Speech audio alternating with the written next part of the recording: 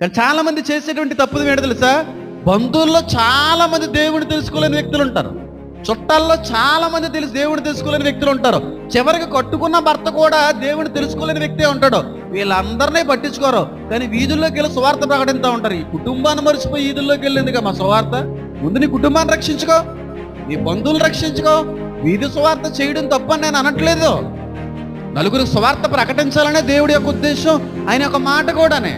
కానీ నీ కుటుంబాన్ని నువ్వు రక్షించుకోకుండా వీధుల్లోకి వెళ్ళి ఎవరెవరినో రక్షించడం అనేది ఎంతవరకు సమంజసమని నేను అంటాను. మొట్టమొదటిగా నీకు దేవుడిచ్చిన బాధ్యత ఏంటంటే, ఒక కుటుంబంలో నుంచి, ఒక బంధువు నుంచి దేవుడిని నేను ఎందుకు ఏర్పాటు చేసుకున్నానంటే, నీ మూలంగా నీ కుటుంబాల్ని రక్షించుకోవడానికి. ఆ పని మీద ఉండదు ఫస్ట్. ఈ రోజున క్రైస్తవ వ్యతిరేకత ఎక్కడొచ్చింది చెప్పమంటారమ్మా? ఈ మాటను బట్టి చాలా మంది క్రైస్తవులను తిట్టుకుంటూ తిట్టుకోవచ్చు.